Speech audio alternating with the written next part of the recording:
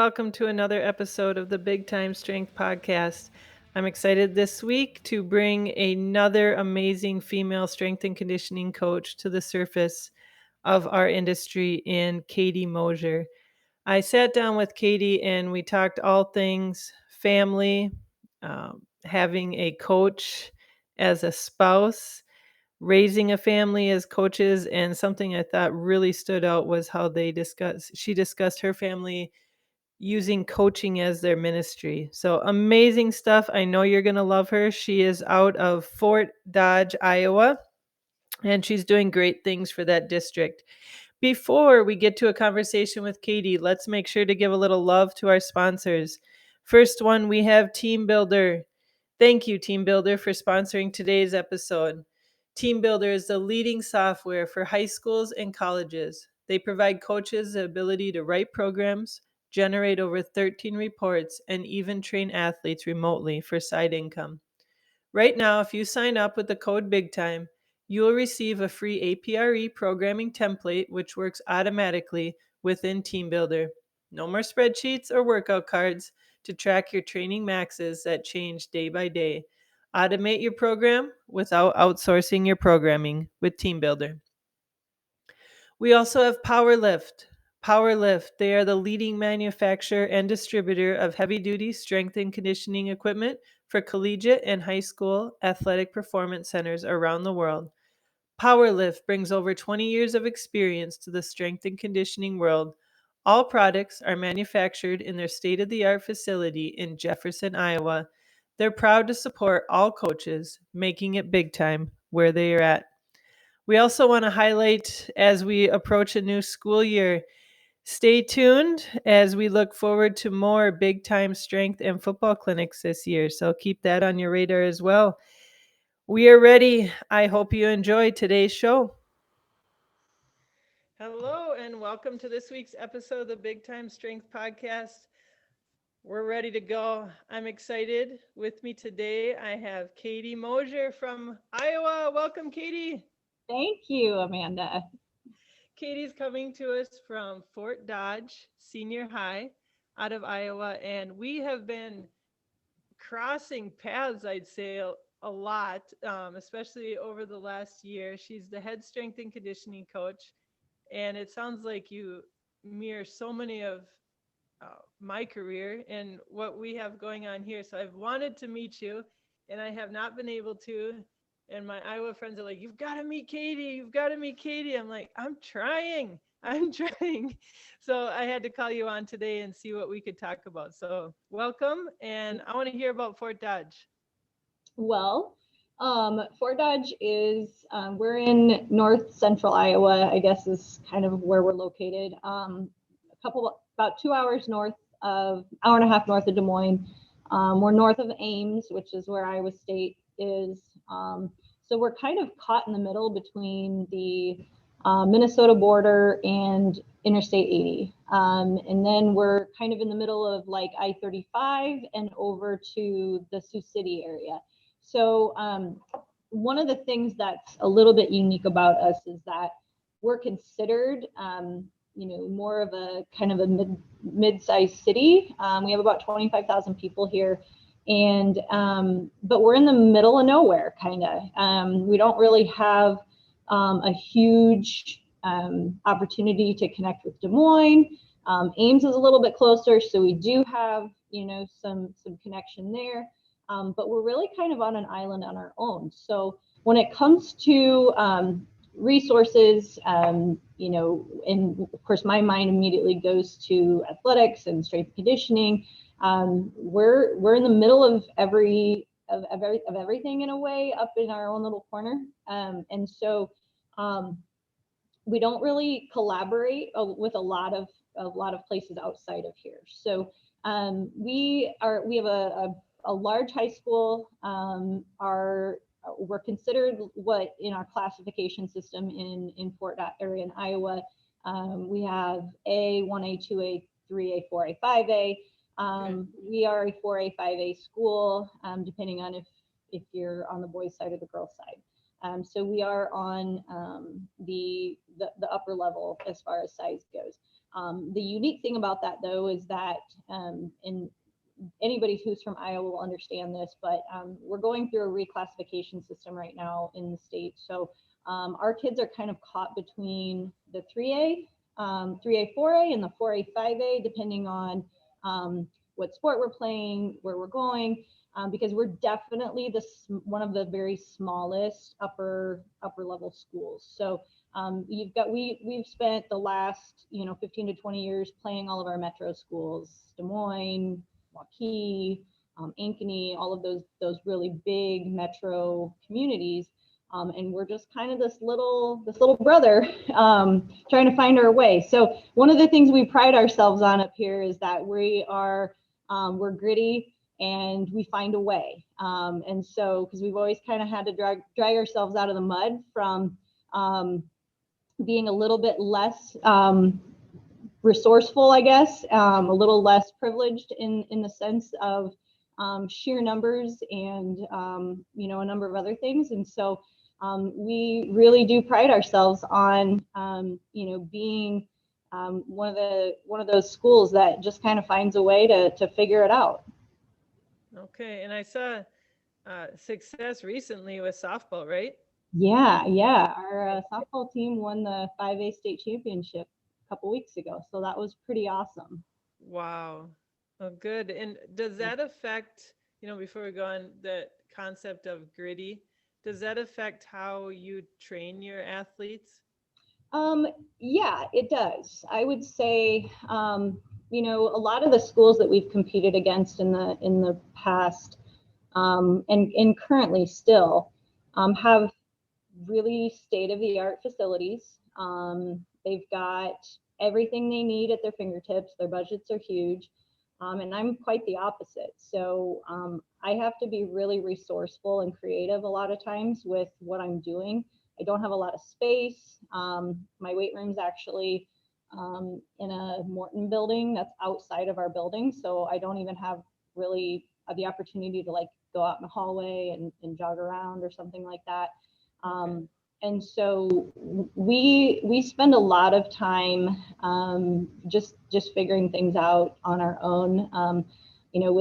With a lot of the changes with COVID and stuff in the last year, we've had to kind of scale back on as with everybody, budgeting and purchasing and asking for fundraisers and things like that. Because but we've been really creative, and we've tried to figure out how to work around all those things and not let us hold us back. So Wow. I love it. And maybe for our listeners too, like just going back with softball, I love Iowa's sports system. I wish I grew up in Iowa. I'm a softball player and spend so many summers playing summer softball and spring. mhm. But what's really unique is you have a four sport system, right? We do a 4 season system. So we play softball and baseball in the summertime. Their season starts the second week of May and runs till the third or fourth week in July. So it's a really it's a short season, but it's really intense because it's summertime. They have a lot more flexibility with schedules. So our girls are sometimes playing, 2 double headers a week in a tournament on a Saturday. It's pretty intense. So our practice times tend to dwindle after the season gets going. But it's it's just it's the way we do things in Iowa. And I mean, way back 20 some years ago when I played, it was the same way. I mean, we played a 40 game schedule in a little over 7 weeks, and Yeah. it's just what we do. Like a college schedule. Yeah, yeah. All right. Well, how did you end up in Fort Dodge? And how many years have you been there? What's that look like? Yep. So I've been here almost 15 years, going on 15 years. My husband grew up in Fort Dodge, and we met in Ames. I didn't go to Iowa State. I actually went to Simpson College in Indianola. Go Storm. Yeah. Um, and then I got my first job in Ames after I graduated, and met him, and we left for a little bit and decided this is where we wanted to be. To be honest with you, I didn't know if this was going to be our forever place, but after 15 years, I have a feeling it's going to take a lot to get us out of here. We are Dodgers through and through, so it's good. Right. It's good. And been the strength and conditioning coach the whole time? No. So my path to strength and conditioning is a little bit windy twisty. I take I've mentioned this before to other coaches, and I'm like, I definitely didn't take the path of least resistance to get where I am. So my degree is in athletic training. Okay. So I have a pretty good background in performance and injury prevention and all of the sports medicine side of things. I figured out really quickly that I didn't want to follow the athletic training path with a family, and so I didn't pursue that for very long, and I decided to kind of take the path of corporate wellness. I worked for our local hospital for a number of years, and I actually ended up writing and implementing a youth wellness program in our school district. That went on for about 5 or 6 years.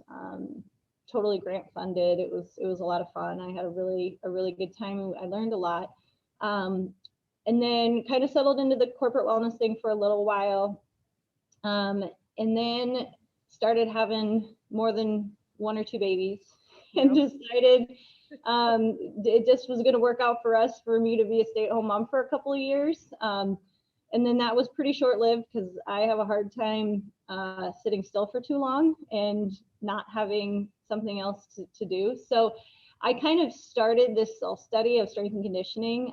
I'd always enjoyed lifting weights. And at that point in my life, I was looking for something that I could do for myself as a stay-at-home mom. But that would also, maybe help get me out of the house. And I knew that I had a knowledge in it. So I just decided to start doing it for myself. But I knew that there were certain things that I had known or read in the past that weren't working anymore. So I kind of took a deep dive into a lot of the more, state-of-the-art philosophies and techniques and things, and kind of just applied them to myself. I spent a lot of time dabbling in the pregnancy and postpartum athleticism. I took the course with Brianna Battles about 5 years ago when she first launched. And that kind of set me on this path of where do I go from here? Because I really, really love all of the things I'm learning about how the body moves, and that's really been kind of my niche all along. Was I love body mechanics. Even as an athletic trainer, that was kind of the thing that I geeked out on all the time, was body mechanics, proprioception, all of those things. And I figured out that, like, watching my kids grow and figuring out how their bodies moved in, as babies and as toddlers and as, preschoolers and things like that, I was constantly watching them. And I realized at one point in time, like, hey, I need to probably figure out what I want to do when I grow up. And maybe this is giving me some clues into what I can do. So I just really started just studying on my own. And I got a Twitter account, and this is, back when strength and conditioning Twitter was still pretty new.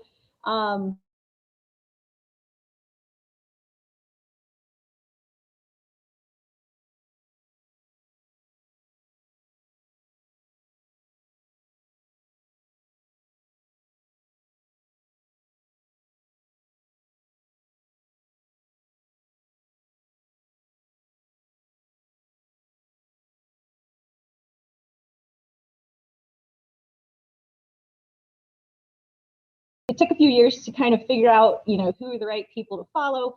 I was really, really into the information that Brianna Battles was putting out. I spent a lot of time reading Annie Breeze through what is now Balance 365. I started following a lot of her journey of powerlifting and things like that. I ended up I ended up meeting Annie and Bree at some point through these years also. Um, Tried to figure out maybe like the powerlifting side was where I wanted to be.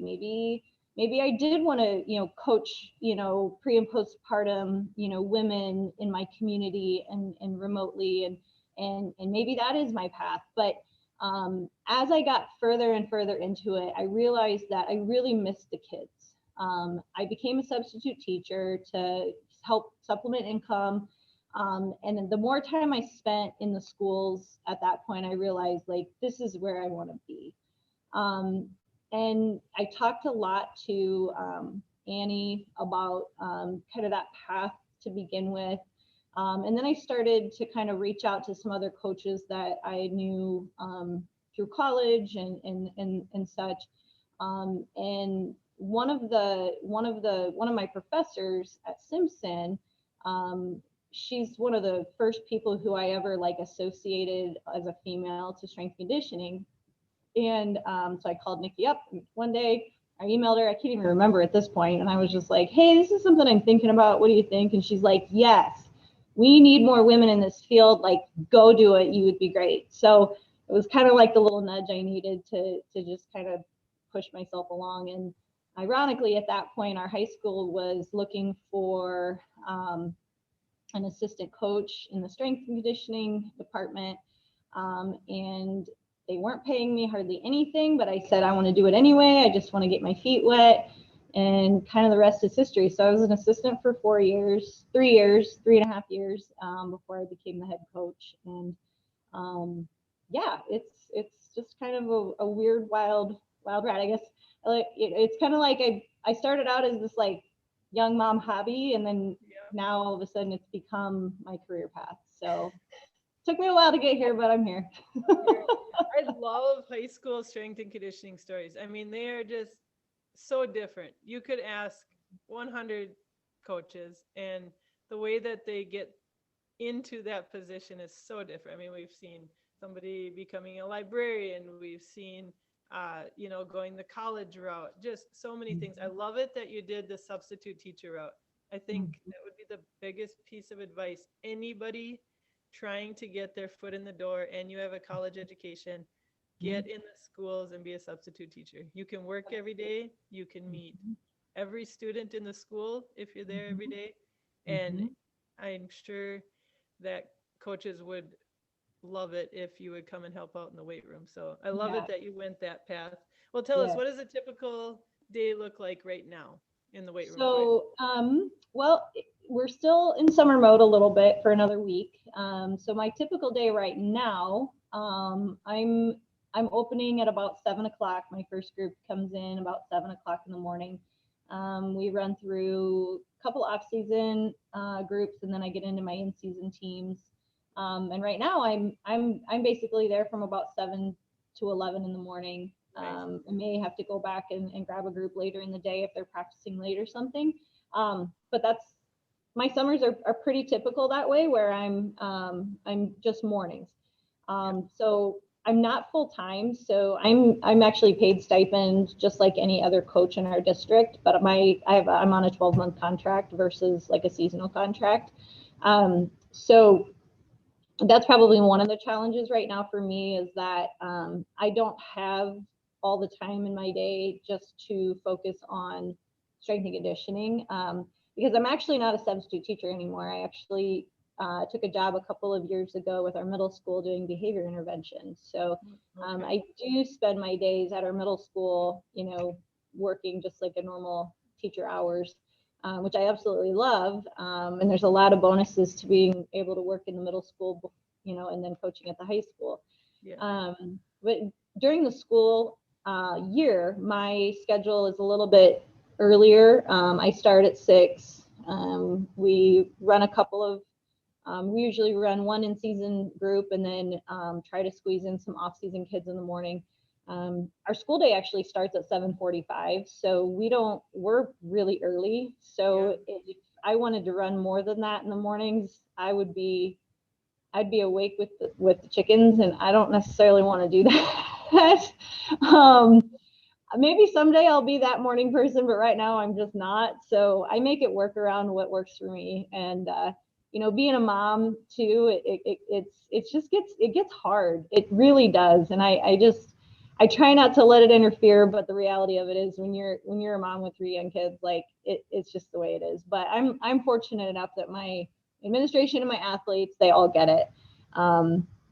So I usually wrap up my last group in the morning at about 7:15 because I got to get them out so they can get home, get showered, get fed before they come back to school at 7:45, and then um, I get I get changed and I come over to the school and it's not like we're like 3 blocks away, so it's not that big of a deal Yeah. to get over here, but um, work work my school day, and then we run another couple groups at 3:15, usually in season teams at 3:15, and then another off season group will come in. um, I can usually run pretty comfortably up to about 45 or 50 kids in my room at a time. That's just my comfort level. It's not everybody's comfort level, but I think as has gone on, I've gotten a little more savvy when it comes to numbers. So Okay. Yeah, that sounds like a nice schedule for a family. I'm proud of you for setting up boundaries. That's been something myself as well. I do Monday, Wednesday, Friday mornings, and then Tuesday, Thursday, I try everything I can to go to school with my kids or yeah. take them. And yeah. Yeah, that's probably the biggest challenge because I do have so many teams, so many coaches, so many responsibilities. But yeah, it's just like any other job. Like you have to set those hard boundaries and say, if I'm not home on these days, I never get to see my kids off to school. So I want to at least have one morning or two mornings a week where I can have breakfast with them, just because I won't get that time back, and it's going to be pretty short lived. So then before I know it, they're going to be in the weight room with me at 6 a.m. and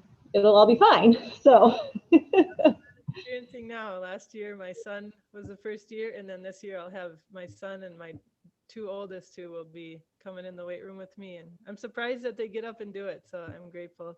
that's All right. I awesome. got a favorite sign in your weight room. It's the beginning of the year. Coaches are trying to get all the nice signs up, things looking pretty. What is your favorite one you have? Well, to be honest with you, I don't have a lot of signs right now, but I do have a list of things I'm going to get made. So um, our weight room is so bare, like on the walls and everything. So I've had that's one of my projects over the last few months is to try to make it a little more friendly. Well, I have lots of whiteboards. So on my whiteboard, one of my whiteboards right now, I have how you do anything is how you do everything. That's our big debate on the Big Time Strength podcast. Every time we have a crew chat. Oh, great. I like it. What does that mean to you? So I'm a details person. I am very I like to remind kids a lot that um, it's not always about the big movements. It's not always about the big weights. If you can do the little things really, really well, you're gonna see 10 times more success. So that doesn't just apply to moving weight. It also applies to how you prepare yourself um, for your lift, how you um, finish your lift, how you put your things away. We all know strength coaches love a clean room, Yeah. and how you carry yourself as a person and a teammate in the weight room. So for me, it's multifaceted. Okay, I like it. I like it. If you can explain it to them.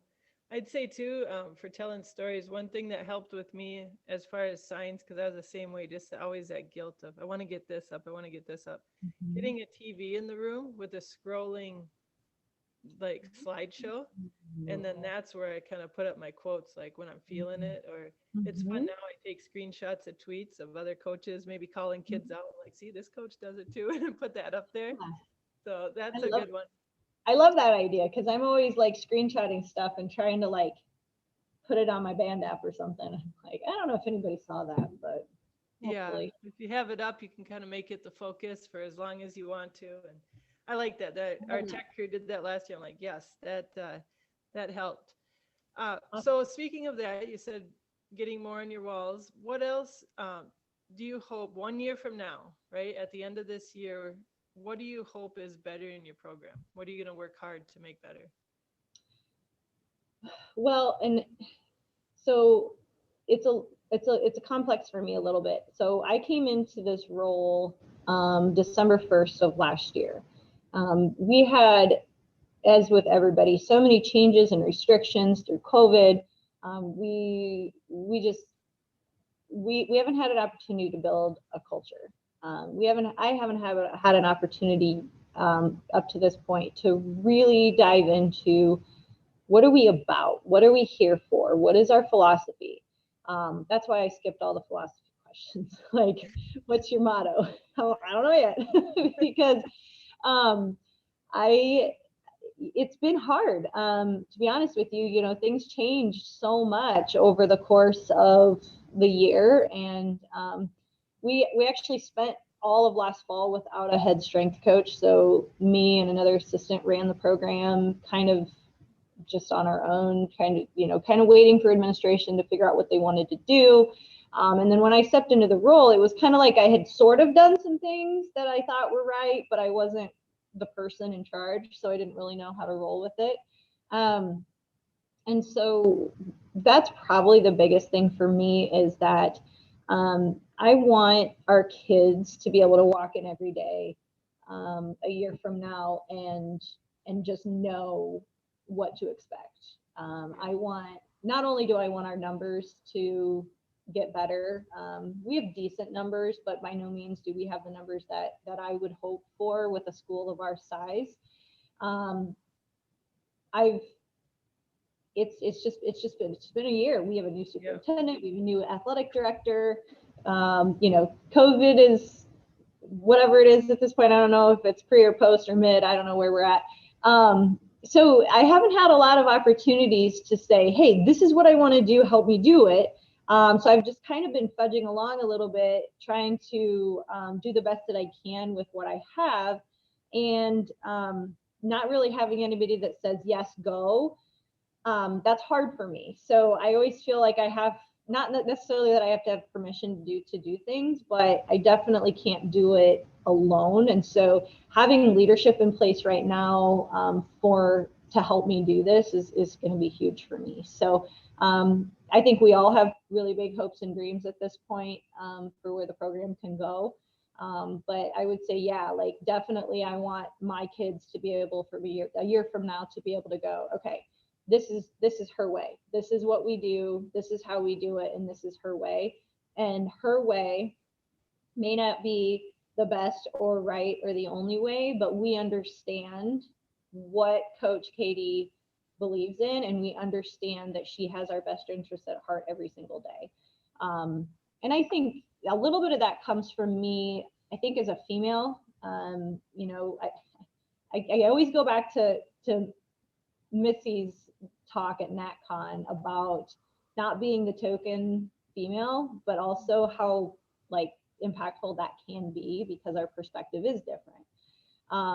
And for me, the hardest part has been buy-in because I don't look or talk or act like the quintessential strength coach. Yeah. And so it's hard for some people to look at me and go, yeah, maybe she does know what she's doing. Maybe she does know what she's talking about. And I've never ever taken that personally. That's just not my personality. Like I'm like, you like it, you do it great. If you don't, hopefully you'll get there. And I just keep trying, different ways to communicate, different ways to get my point across, different ways to show, um, you know, that maybe I do kind of know what I'm talking about. And so trying to get coaches to buy in, and then having that trickle down to our kids is going to be the biggest piece for me, because I know and I'm confident in everything I'm doing enough to know that if everybody was in there and they saw it every single day the way that I see it, and that the kids who have already bought in, and the coaches who have already bought in are seeing it, if everybody could see that and experience it every day, I don't think we would have any question. Like, I wouldn't even be having this conversation with you. So Yeah. anyway. My dream for you is that you do look like the quintessential strength coach to half of your listeners, at least, right? I mean, Yes.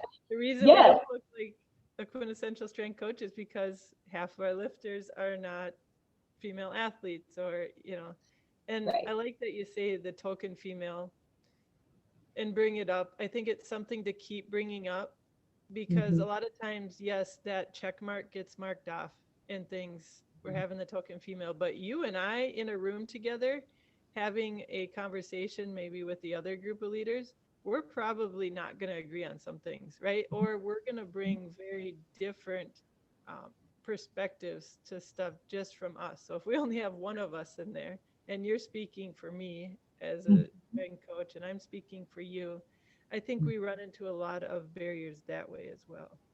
Absolutely. And I think that, I mean, I've actually had that happen to me even here. I mean, with other female coaches, not strength coaches, but, sport coaches who definitely question, philosophies and things like that, which I'm glad they do, because I want to be able to explain it to them. But having one female represent a group isn't always the best way, because we're different. We all have our own places, just like we're different from all the men in the room. So it's a very Right. good point. Well, let's talk family. One big thing that drew me to you, and like, I got to meet Katie Moser, is I've heard you have 3 kids. I've Yep. heard you're growing up in life and you're doing this with the family. I love it. At the beginning, I learned that you moved to strength and conditioning to be with your family. So cool. I think anyone who's out there chasing the college dream should listen to that comment over and Mm-hmm. over and over again. But sounds like we're in a similar situation. So tell me about your family. So I have 3 boys. Um, I have a almost seventh grader, so one going into seventh grade. His name is Sam. I have a son going into fourth grade. His name is Lou, and I have a son going into third grade, and his name is Mac. And Okay. so, um, it's funny, when we were naming our children, I said they have to be one syllable names, because even though at that point in my life I wasn't coaching, I just knew if these are boys and I'm screaming across the park at them, like, I can't be yelling, names with all these syllables. I have to be like, it's got to be quick and short. And now that I'm a coach, I'm like, thank God I did that, because it's really easy to yell Sam Lou Mac, and then it is to yell Dominic Nathaniel and, whatever, Michaela. So So, one-word syllables. That was your goal with the yep, boys. yep, Uh, Good. yeah. And And how then, have they been with, and your husband as well, with this choice and supporting you? yeah. So my kids think it's pretty cool. My youngest loves the weight room. We kind of call him the little mascot in the weight room, because when he shows up, he's not shy. He's kind of a typical youngest child, where he knows way too much. He's aware of things that maybe an 8-year-old shouldn't necessarily be aware of. But um, one of the unique things about my situation is that my husband is also our head football coach at our Okay. high school. So that's kind of a dynamic that, um, I had a couple people in NatCon go, tell me about that. How does that work? I hope you have support from the football staff. Absolutely, yes, we do. It's definitely an interesting dynamic. My husband has supported me from day one. He was actually the one that pushed me to take on this role. He said, um, he was just like, this is not a natural fit for you. He's like, I think this is the best place for you. And we've had a lot of conversations about strength and conditioning. He was a Division I football player, so he has his experience with strength and conditioning, and he understands kind of what that was like for him. And so I've had to do a lot of the talking about all the different things, because he has one perspective and one experience, and then we have all of these other things to consider. So yeah, I mean, it's a very fun combination for us because we kind of, like I said earlier, like we're Dodgers through and through. We live and breathe Fort Dodge Senior High, and our kids are just an extension of our family. That's one of the things that I think you go into coaching, if you really truly go into coaching, you're doing it to impact the kids long term. It's not about necessarily the wins and losses every day or even every year, but to us, we like to say that coaching is our ministry, and we really, really do value our experience and our impact that we can have on every single athlete that crosses our path. And so even though I am a head strength and conditioning coach, I'm also a football wife. But that doesn't mean that I favor the football team by any means. And my husband will be the first one to tell you, like, she's told me no probably than she's told somebody else no, because because that's just that I know, and I'm very sensitive to the fact that sometimes is where all the attention does go, and I'm not okay with that. So his the best thing for him is that he gets to talk to me at any hour of any day that he wants to, and so he gets that anytime, and my other coaches don't get that. So I do spend a lot more time probably giving them and their athletes a little more attention, because I try so hard to be the other way that maybe there's times where he's like, what about us? Yeah. So Well, let's be honest. So when your football program buys in, it's your biggest program in your school, it right? is. Yeah. And the football coach that I work with, it's been the only football coach that I've worked with, and having him there saying, or showing, I shouldn't even say saying, showing to other coaches, I believe in this program. We are using this through and through. Coach Berg, I send him to her, and we're there for support. I do nothing else. And having him, I say strong men need to bring up, support strong women for other people sometimes to believe in you. And Sure. could be a great, yes, you get to see him every day, but he also gets to see how much you value this and how much right? Yeah.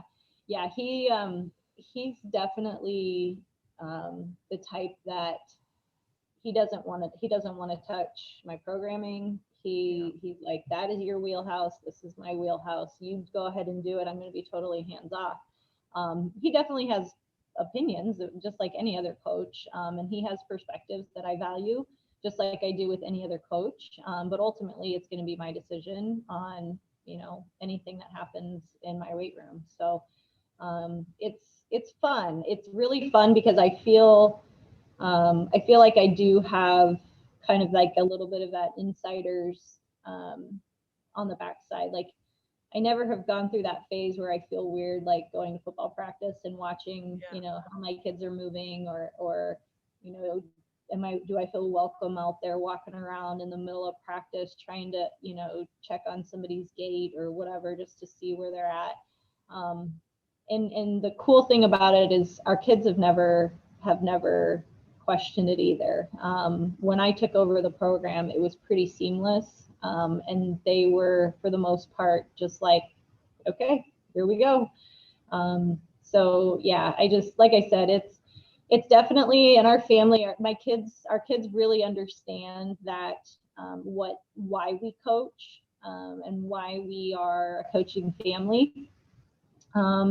And they understand that at different points and different seasons in time, there's going to be a little bit more of dad, there's going to be a little bit more of mom, but they love it. I mean, they've never had a point where they're like, oh my gosh, I just want you home. I just, and they just understand, and that's what's so cool about it, is because they've grown up like that since they were babies. Because my husband's actually coached for 14 years. He became the head coach a year ago, so he's just going into his first season, but he was an assistant coach for 14 years before he took over as the head coach. So um, it's been kind of just a thing that my kids have grown up as, coaches kids, and having mom kind of step into a coaching role was kind of cool for them. And they're like, where you at? You at the weight room? What'd you do today? And they start to like have conversations about it, which is really cool. So we're very, very fortunate to be in this situation, and we couldn't be more grateful for the opportunity that we have in front of us to be able to you know serve this ministry with our kids. So Wow. Sounds like a big transition in the Moser household in the last few years. yeah, 2020 was kind of big. So 2020 was a lot for a lot of reasons, but yeah, my husband actually took the head football job like 2 or 3 weeks before COVID shut down in March, and then I took my head job December 1st of last year. So it's been a big year, but it's been a really good experience, and yeah, just we're just happy to be where we're at right now. So Good. Sounds like a yeah, great atmosphere for your kids to grow to. yeah. So, speaking of families in the coaching world, and especially male coaches, a lot of them having young families, and a lot of ones reflecting on maybe mistakes that were made, now that their kids are growing older. And I always go back to one of my favorite questions that a coach asked me, and he said, it was probably 4 years ago, and he said, I'm about to have a baby, and it's my first one, and I'm a strength and conditioning coach. And what's the biggest piece of advice that you can give me to raise my Mhm. kid as a coach? And my response to him was, well, yes, you're having a baby, but that first year is about your wife, what your wife needs. It's not Mhm. necessarily what the baby needs. And how can you be there for your wife? And that just like really hit him hard. And now when I see him, I've seen him, 2 or 3 times after. He's got 2 kids now. And he said, I just always go back to that. And Mhm. when things are getting crazy, or if my wife is, things like something is just not where I'm like it, I just go back to that. And so I'm grateful for that. How about on your end? What piece of advice would you give, even especially like our young coaches, Mhm. to raise a family in this atmosphere? Um, I would say, kind of like we touched on earlier, the boundaries are super important. Um, it's really easy to be on all the time. It's really easy to give, and society wants us to work really, really, really hard and be proud of it and talk about it. But burnout is a real thing. And in the strength and conditioning world, I think especially because we are a year-round coach, we don't get to turn it off after football season. We don't get to turn it off during, you know, after basketball season.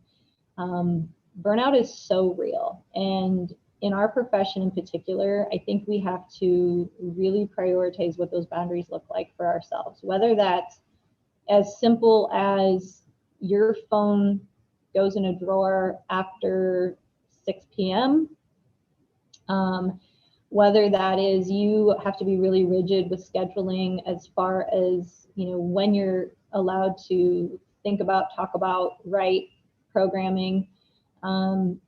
It can vary. It can be different for everybody. But I think that's super important, not only for your family's benefit, but for your own mental health. Because I mean, there's times where I still can slip out of my boundaries, and I immediately feel that overwhelm. And when I get overwhelmed, typically for me, it's information overload. I'm trying to process too much information because, as you know, we're always talking to a lot of different people. We have an entire athletic department of coaches that we're communicating with. We've got 300 kids that we're trying to, communicate with on any given day. And aside from that, you're working on programming and facility maintenance and who needs granola bars this week and, all of those things. And so, and aside from that, a lot of us are teachers or school employees or, have a job aside from strength and conditioning. And so it's really important that your families get the best of you when you're with them and to be fully present when you are with your families. Because I think the fastest way to ending your career early as a coach is having a family that's disappointed in the time that they get you.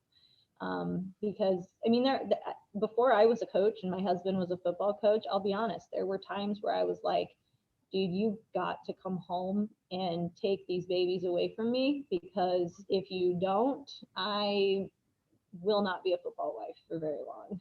And, we could laugh about it now, but it is real. And so I don't care what you coach, but I think strength and conditioning, like I said, in particular, you have to turn it off at some point and really have that time dedicated to your families. For us, Saturdays are our only day off in the fall. Having a head football coach, Saturdays are our day off, and typically my kids are playing little, youth football leagues or something that morning. People ask us all the time, are you guys going to go down to, a college football game? Are you going to go to the Iowa State game and watch the Cyclones? We don't get to very many because we don't leave town very much in the fall. Knowing that family comes first, and our only day at home is Saturday. We really try to capitalize on that. So it's just the way that our world works sometimes is that it's really, really easy to get into that overload. So yeah, I think that's kind of where I have to go every time somebody asks me that question. Good. I like it. And just giving clear things of what you can do, putting the phone in the drawer. I remember I tried to turn my phone off from 5 to 6. That did not work. Not off, but like where you couldn't get into stuff and put it Oh asleep. yeah. And Mm-hmm. my kids are still like, they knew. And so, yeah, I appreciate that. I think there's just so much that we can learn from other coaches. And when you, like you say, you live in your community and you're Dodgers through and through, it is very hard to turn it off because you Mm-hmm. are being watched and you are setting an example when you walk into the grocery store, when you Mm-hmm. go and renew your license, just Mm-hmm. everything. You're known through the community. Yeah. Yeah. And that can be really great sometimes, but that can be really, really hard sometimes because, and we are a small enough community where most people are going to know who the head football coach is. Not everybody knows who I am because I work behind the scenes, but when you're visible like that and people know who you are, um, yeah, there is that added layer of pressure to, to be this certain type of person. But I think the biggest thing is that, you know, you have to remember, like, people don't really know who you are unless they really know who you are. Like that, and we fall into that a lot where, people are going to talk, people are going to say things, people are going to have opinions and assumptions and whatever that is. And that's one of the dynamics that hits us is people are, like I said, they will assume that I'm always going to favor football. Well, that's not true. If you talk to me and have a conversation with me, you're going to realize really fast, like, what I believe in. And like, I think that goes for any coach. Like, don't let the opinions get you down. Don't let the talk get you down. And to be honest with you, you might as well just stay off social media because that seems to be except for strength coach Twitter. There we go. Well, yeah, I kind of want to touch on that story a little bit too with this next question. But how is like a fellow coach myself? How can I support you as a coach, and I'd say especially as a female coach? Mhm.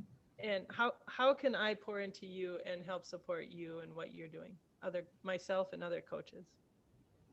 Hmm. That's a hard question because I'm usually the other person asking that. Like, I'm not usually the one saying, I need this. I'm usually saying, what can I do for you? Um, I don't know. I think that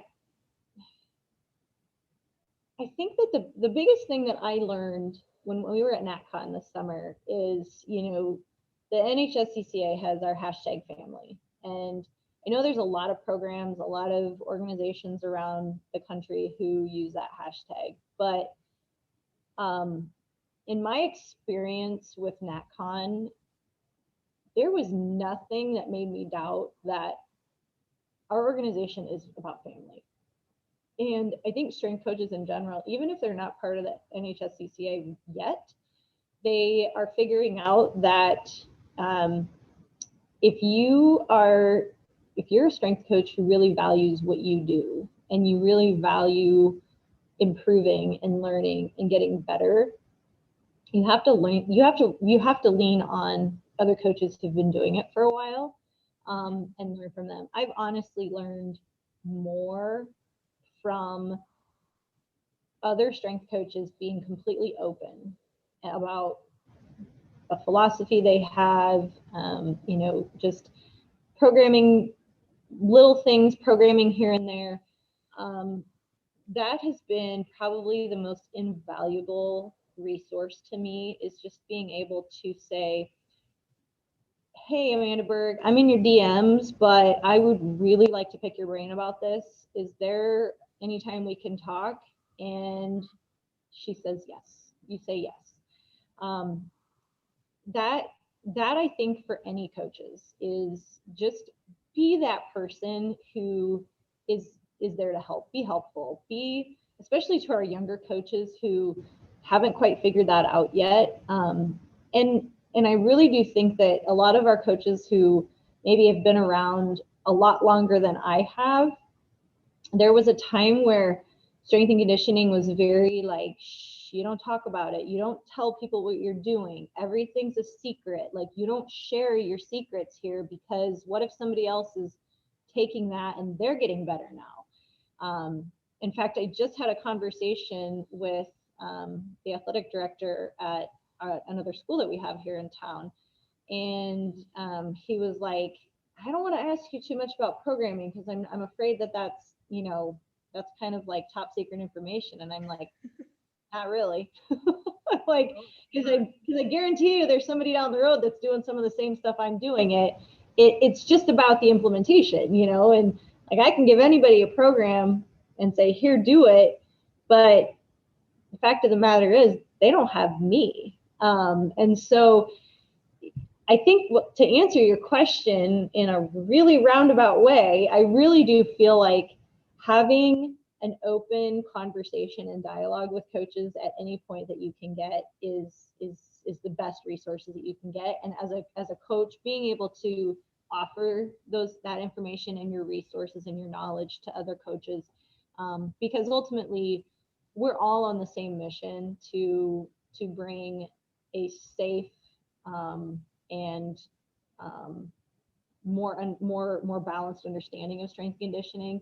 We're all taking care of the same kids ultimately, and we want to make sure as high school strength coaches we're not promoting or um, you know encouraging kids to do things that really aren't safe for them and could have a lifetime impact on their health and their abilities.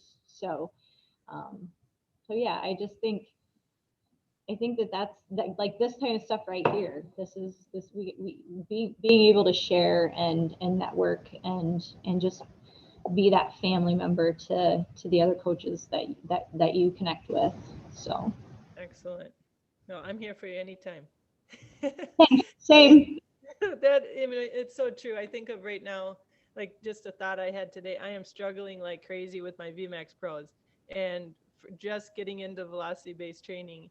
And in my brain, I'm like, oh, I'm gonna reach out to, I have three different coaches that came off the top of my head. I'm gonna reach out tomorrow and Mhm. see if they can do a video chat with me.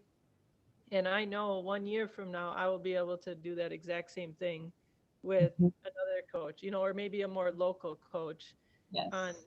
around here, because nobody around here is doing anything with velocity based training.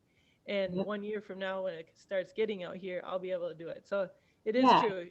It It's just doesn't work. it's that whole pay it forward idea because I mean I can I have an example just like that for myself where I couldn't have you know spoken to someone a year ago about 531 programming, but I talked with a coach about it, tried to figure out, benefits, risks, all those things. And I really kind of did a deep dive into that this spring. And he offered me everything he could have possibly known about 531 programming. And then I'm like, oh, okay. So, hey, if you guys want to know anything about 531 programming, I may not be, definitely not the expert, but I can maybe give you an experience from it. So, that's Good, just good. one small example of that. Well, that's my next question. You're just leading me in here. Let's name drop a little bit.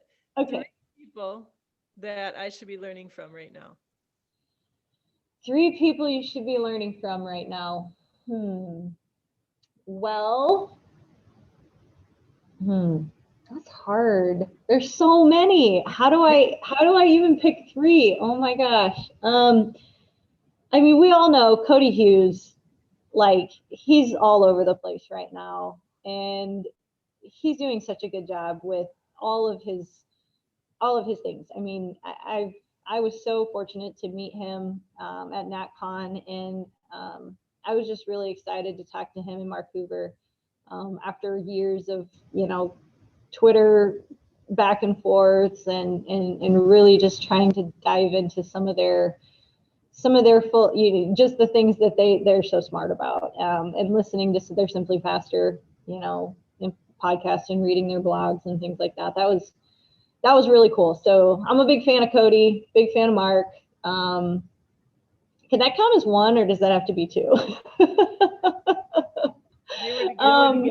Okay. Podcast. Um, you know, I find myself continually going back to Craig Edwards also because he does such a good job of simplifying the program. And if I ever get really mushy in my brain about how do I want to pair things, do I want to superset, do I want to do this, or I just literally have a mind block of what to put into something. I pull up Craig and I go through and I just kind of start scrolling and I'm like, that's what I need right there, that's what I need. And that made sense to me, so okay, that's what's going to go in for today. But yeah, I just really appreciate how simple he makes it look, and how he really, I think for any young coach or any coach, strength coach that's new to programming, he's a great follow to really just kind of get a very practical application to programming. Okay, so Craig Edwards. Good, good. Uh, let's see. I want to kind of close it out, but I got some fun things I want to ask you. If you had to identify something that would be your platform, or you hope that either you're known for or the legacy that you leave as a coach, what do you think that it would be? Um, I think that for me, I want my legacy as a coach to be that everybody's welcome. Um, it doesn't matter what your ability is, it doesn't matter what your training age is, it doesn't matter what sport you play. I don't care where you grew up, where you came from, who your family is. you're welcome in my room, and I'm gonna work with you, um, and I'm gonna welcome you, and I'm gonna make sure that you feel like it's a place that you want to come back to because you enjoy being there, you feel safe, you feel valued, and you maybe are gonna get something out of it that you can take with you for life. That's great. That's great. That's goes with one of my favorite signs in my weight room is you belong here. Put it Yep, right at the door. You belong yep, here, wherever you yep. are. Yep. In our biggest question of this podcast, and I can see you're doing it in so many ways, but how are you making it big time at Fort Dodge? Oh, see, when I read this before, I was like, dang, how do I answer that? I'm a huge believer in relationships. Um, I'm a huge believer that you can't really accomplish anything with kids unless you've built a relationship with them first. Um, so, one of the things that I really try to hit home with every single day is figure out a way to have a conversation with a kid or even a quick mention, ask something that isn't strength and conditioning related. Um, ask them. Maybe you saw their mom posted it was their birthday on Facebook. Hey, happy birthday. How was it? Did you have a good time? What'd you get? Do you have any cake? Why didn't you bring me some? That kind of stuff. Or little things like, hey, I saw you pull up in a new ride. How, tell me about it. Can I come see it? Let me see the interior, things that maybe are a big deal to the kids that um, they don't expect you to know about. They don't expect you to care about. Um, but always giving them a little bit different part of you that they can then remember like, oh, she wasn't just interested in me coming in and becoming a better, athlete. She really cared about, you know, me and, my grades and, how my Christmas was, or she talked to me when, my boyfriend broke up with me, or, whatever it is. I For me, being big time means that kids remember you 10, 15, 20 years down the road for caring about them, caring about who they are as a whole person. I love it. It's amazing and hard to do with teenagers sometimes because they don't always show us that right at that moment, right? But But they no, remember it later on. yeah, for sure, for Good. sure. Well, I know you are absolutely kicking ass in the social media world.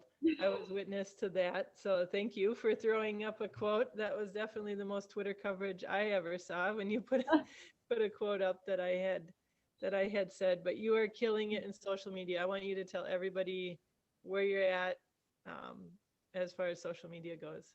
Okay.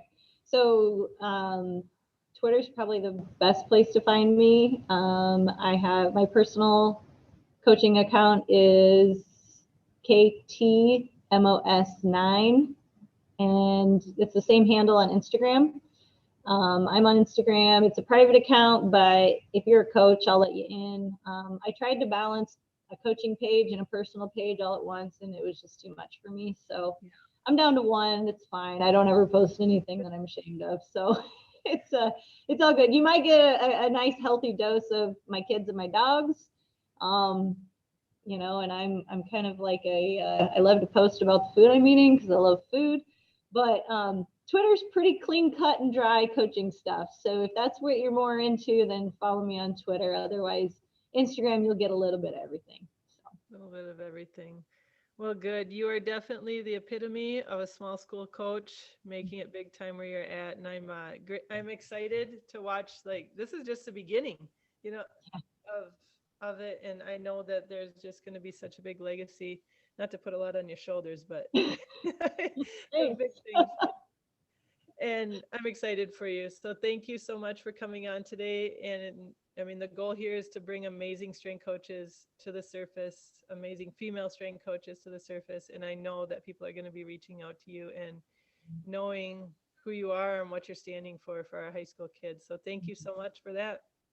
I appreciate you having me on, Amanda. This has been just an awesome conversation. So thank you as well. Well, good. All right. Well, this has been another big episode of the Big Time Strength Podcast. Remember, we are deep into season 4 now. Time for a few reviews. If you are out there, make sure to like us or give us a review or give us some good feedback.